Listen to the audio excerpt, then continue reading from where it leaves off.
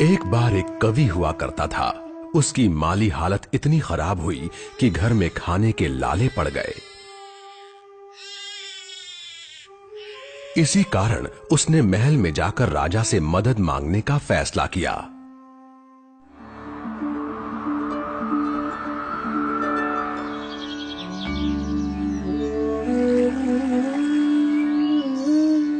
राजा के बुलाए जाने पर उसने अपनी कविताएं पढ़नी शुरू कर दी।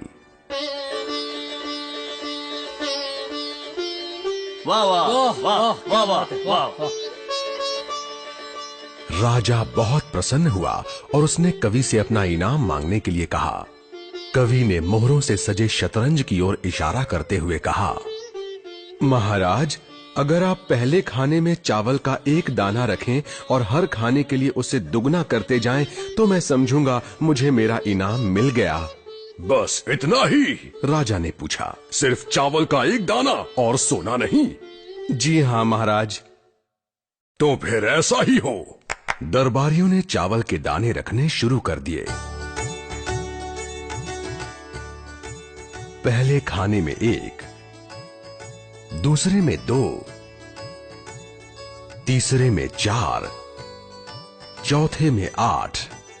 इस तरह वो रखते गए। जब 10वें खाने में चावल रखने की बारी आई तो उन्हें चावल के 512 दाने रखने पड़े। 20वें खाने तक संख्या बढ़कर 5,24,288 हो गई।